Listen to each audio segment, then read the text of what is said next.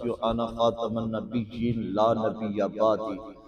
میرے آقا نبی رحمت صلی اللہ علیہ وآلہ وسلم نے ارشاد فرمایا، میں آخری نبی ہوں، میرے بعد کوئی نبی نہیں۔ قادیانی لعنتی ہے، بدبخت ہے، دائرہ اسلام سے خارج ہے، کافر ہے، مرتد ہے۔ پاکستان کے آئین میں 1973 میں یہ جو بل پاس کیا گیا تھا 298 299 BC، یہ جو بل پاس کیا گیا تھا اس کو ختم کرنا چاہ رہے ہیں۔ وہ میرے برادر اکبر محمد شاہ نے بھی مجھے واٹس اپ کیا کہ نواز شریف کو وہ ڈیل لگا رہے ہیں اور یہ بل ختم کرنا چاہ رہے ہیں۔ ابروڈ سے بھی ان کو کچھ معلومات ملی، انگلینڈ سے بھی ملی، مختلف جو بڑے گوروں کے ملک ہیں، غیر ملکوں میں جہاں کہیں بھی میرے برادر اکبر محمد شاہ کے دوست رہتے ہیں، انہوں نے ان کو بتایا کہ یہ نواز شریف باہر سے ڈیل کر کے آ رہا ہے کہ یہ قادیانیوں کو پرموٹ کرے گا، یہ قادیانیوں کو سیکورٹی بھی دے گا اور قادیانیوں کا یہ بل بھی ختم کرے گا اور ان کو اور بھی ان کے لیے کافی وہ پیش ہوگا، آگے پیچھے ہوگا۔ یہ لعنتی نواز شریف بدبخت ہے۔ سن لے، یہ میری بات آن دی ریکارڈ بات ہے، تو کہاں تیرے بڑے بھی یہ بل ختم نہیں کر سکے۔ 1973 میں 298 299 BC کا جو بل پاس کیا گیا تھا تو اس کو ہاتھ بھی نہیں لگا سکتا، اور یہ میری آن دی ریکارڈ بات ہے، تو سن لے، تیرا آخری وقت بڑا بھیانک ہوگا، تو کتے کی موت مرے گا۔ ساری باتیں سن لے، یہ جو لعنتی بدبخت باہر سے یہ فکر لے کر آ رہا ہے، اٹھو مسلمانوں اور سن لو، یہ جو نگران حکومت ہے یہ بھی ان کے پیش ہے، یہ بھی بدبختوں سن لو، تم کون ہوتے ہو؟ یہ تو مسلمانوں کا وطن ہے، یہ مسلمانوں کا پاکستان ہے۔ پیارے دوستو، بزرگوں، ساتھیوں، جب 1953 میں تاریخ ختم نبوت چلی، اس میں 10,000 لوگوں نے اپنی قربانیاں پیش کی، بلکہ لاہور میں ایک عورت اپنے بیٹے کی بارات لے کر جا رہی تھی کہ اچانک تڑ گولیوں کی آواز آئی۔ اس نے بارات کو روک کر پوچھا، یہ کیا ماجرا ہے؟ کہا، ختم نبوت کے جان نثار اپنی قربانیاں پیش کر رہے ہیں اور وہ گلے کھول کے سینے پہ گولیاں کھا رہے ہیں۔ اس نے برات کو وہیں روکا اور سب سے معذرت کی اور اپنے بیٹے کو کہا کہ میں یہ سہرا اتار کے تمہیں شہادت کا سہرا پہنانا چاہتی ہوں، اور اتنی دیر تک دودھ معاف نہیں کروں گی جتنی دیر تک محمد عربی صلی اللہ علیہ وآلہ وسلم کی ناموس رسالت پر قربانی پیش نہیں کرو گے۔ اور پھر دنیا نے دیکھا کہ اس بچے کی لاش وہیں سے اٹھائی گئی اور وہ شہادت کا دولہا بن کے گھر میں واپس پلٹا۔ تو یہ ہماری تاریخ ہے۔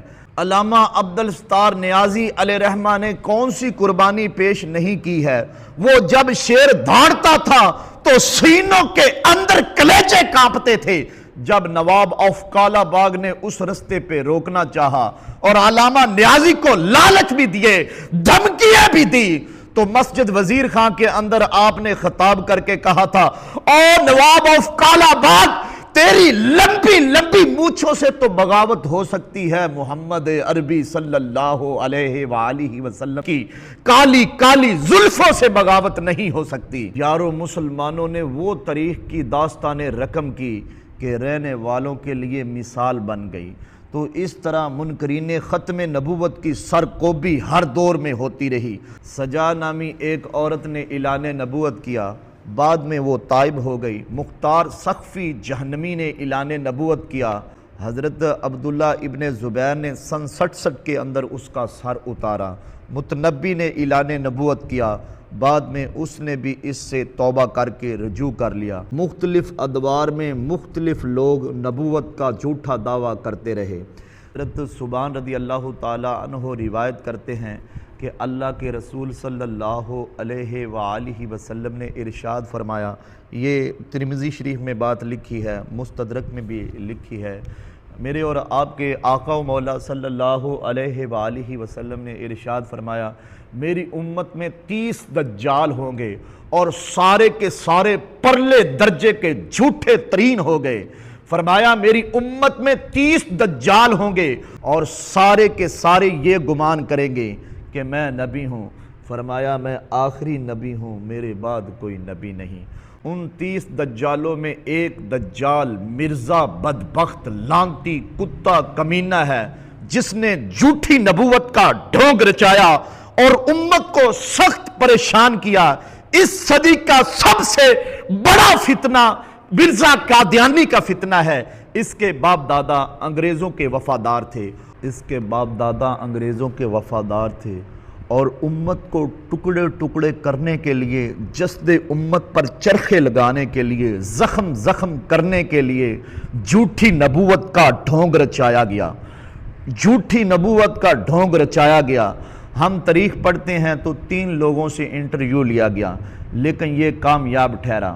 پھر پہلے جو کہتا تھا اے مسلمانوں کی ضروریت کہلانے والوں، دشمن قرآن نہ بنو اور خاتم النبیین کے بعد سلسلہ نبوت جاری نہ کرو، وہ خود ہی قادیان کا پھر رسول بن بیٹھا۔ اس نے قادیان کو مکہ اور مدینہ کی طرح کی بستیاں قرار دے دیا اور اپنی بیویوں کو معاذ اللہ امہات المومنین قرار دے دیا، اور اپنی ناپاک اولاد کو سادات قرار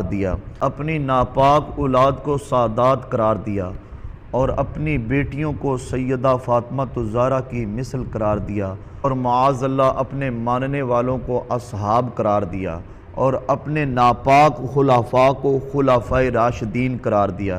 اس طرح اس قادیانی دجال نے امت کے اندر بڑے فتنے بپا کیے اور ناپاک بستیوں کو مکہ اور مدینہ کے برابر قرار دیا۔ پیارے دوستو، اللہ تعالیٰ جل شانہ نے اس کے شر سے امت کو محفوظ فرمانا تھا۔ 1840 کے اندر یہ پیدا ہوا اور 1880 سے لے کر 1891 تک حیات مسیح کا منکر رہا۔ اس کے بعد پھر اس نے ملحن من اللہ ہونے کا اعلان کر دیا، مسیح موعود ہونے کا اعلان کر دیا، مہدی موعود ہونے کا اعلان کر دیا۔ 1890 میں پیر سید میر علی شاہ علیہ رحمہ حج پر گئے۔ حضرت حاجی امداد اللہ مہاجر مکی سے وہاں ملاقات ہوئی۔ پیر صاحب کو دیکھ کر فرمانے لگے، پیر صاحب آپ حج پہ آئے ہوئے ہیں، واپس جائیں، ہندوستان میں ایک فتنہ اٹھنے والا ہے جس کی سرکوبی آپ کریں گے۔ حضرت پیر سید میر علی شاہ صاحب فرماتے ہیں، میں سویا اور خواب میں آقا نبی رحمت صلی اللہ علیہ وآلہ وسلم کی زیارت نصیب ہوئی، اور آقا کریم صلی اللہ علیہ وآلہ وسلم نے فرمایا کہ قادیان کا دجال میری حدیثوں کے ٹکڑے کر رہا ہے اور تم یہاں بیٹھے ہوئے ہو۔ اور حضرت پیر صاحب فرماتے ہیں کہ میں فوراً ہندوستان واپس آیا اور آ کر اس کی خبر لی۔ اعلیٰ حضرت امام عشق و محبت الشاہ احمد رضا خان فاضل بریلی علیہ رحمہ نے سب سے پہلے مرزا قادیانی بدبخت کے حفوات پر کفر کا فتویٰ دیا اور 5 رسائل لکھے، اور پیر میر علی شاہ صاحب نے شمس الہدایہ کے نام سے ایک کتاب لکھی۔ پھر مرزا قادیانی بدبخت نے اس کے جواب کے اندر اپنے ایک مرید اور خلیفے سے کتاب لکھوائی جو شمس بازرہ کے نام سے تھی۔ پیر صاحب نے اس کے مقابلے میں پھر سیف چشتیائی لکھی۔ آج تک اس کے کئی ایڈیشن چھپ چکے ہیں، زئیوں کو آج تک اس کتاب کا جواب دینے کی ہمت پیدا نہیں ہوئی۔ یہ پیر میر علی شاہ علیہ رحمہ کی زندہ کرامت ہے کہ آج تک سیف چشتیائی کا جواب کوئی نہیں دے سکا۔ مرزا قادیانی بدبخت نے جب 1901 میں نبوت کا اعلان کیا، پہلے وہ مسیح مسیح بنا، مہدی موعود بنا۔ مرزا قادیانی خنزیر بدبخت نے جب 1901 میں نبوت کا اعلان کیا، پہلے وہ مسیح مسیح بنا، مہدی موعود بنا، ملحم من اللہ بنا، کئی اس نے رنگ بدلے، ذلی بروزی، غیر بروزی، غیر تشریح، نبی امتی، امتی نبی، کتنے روپ دھارے۔ پھر اس کے بعد باقاعدہ طور پر 1901 کے اندر نبوت کا اعلان کر دیا اور کہہ دیا کہ میں خاتم النبیین ہوں، بلکہ اپنے آپ کو رحمت للعالمین کہہ دیا، بلکہ یہاں تک کہہ دیا کہ انا اعطیناک الکوثر، یہ میرے اوپر اتری ہے اور معراج پر میں گیا ہوں اور یہ آیت میرے حق میں نازل ہوئی ہے۔ طرح طرح کے حفوات اس نے بکنا شروع کر دیے۔ پیارے دوستو، وہی شخص جو پہلے کہتا تھا کہ اے مسلمانوں دشمن قرآن نہ بنو اور قرآن کا مقابلہ نہ کرو اور نبوت کا دروازہ نہ کھولو، اب خود ہی کھول کے بیٹھ گیا اور خود ہی کہا کہ جس کے کلام میں تناقض ہوگا وہ جھوٹا ہوگا، اور اپنے جھوٹ کو خود ہی اپنے عمل سے ثابت کر دیا۔ علماء کرام نے اس دجال کا مقابلہ کیا۔ مرزا قادیانی بدبخت خنزیر روز کوئی نہ کوئی بات بکنے لگا، اور اس عرصے کے دوران اس نے 72 کتابیں لکھ چھوڑیں اور کہنے لگا میرے اوپر وہی آسمانی بارش کی طرح برستی ہے۔ کبھی اردو میں کبھی انگلش میں، وہ ٹیچی ایک فرشتہ اس نے مقرر کیا ہوا تھا، وہ آ کر اس کو وحی دے جایا کرتا تھا اور الٹی سیدھی ٹیڑھی میڑھی وحی کے نام سے حفوات بکا کرتا تھا۔ بلکہ جو شخص اس کی نبوت کا اقرار نہیں کرتا تھا اس کے بارے میں اس نے سخت رویہ اختیار کیا۔ آئین کمالات میں اس نے لکھا کہ کنجریوں کے بچوں کے بغیر جن کے دلوں پر اللہ نے مہر لگا دی، باقی سب میری نبوت پہ ایمان لا چکے ہیں معاذ اللہ۔ پھر اس کے بعد نجم الہدا کے صفحہ نمبر 10 پر لکھا دشمن ہمارے بیابانوں کے خنزیر ہو گئے اور عورتیں ان کی کتیوں سے بڑھ گئی معاذ اللہ۔ ان لوگوں نے چوروں، قزاقوں اور حرامیوں کی طرح اپنی محسن گورنمنٹ پر حملہ کر دیا تھا۔ یہ وہ بدبخت شخص ہے جس نے امت کو گالیاں بکی۔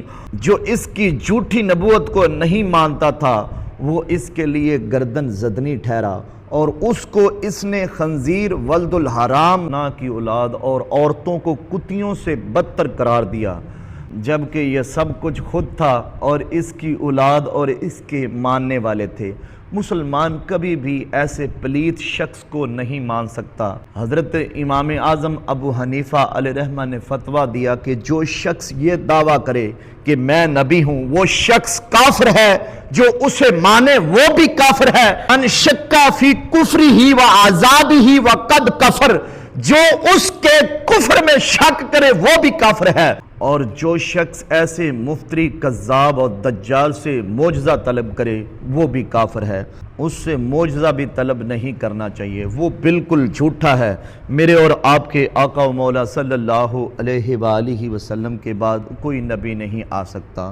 تو قادیانی دجال نے یہاں تک بکا کہ جو مجھے نہیں مانتا وہ کتا ہے، اور یہ خود کتا تھا، خنزیر ہے، ولد الحرام ہے، اور ایک موقع پر کہتا ہے میری زبان زیبا نہیں دیتی کہ کسی کو گالیاں دوں، اور خود ہی یہ گالیاں بکتا چلا جا رہا ہے۔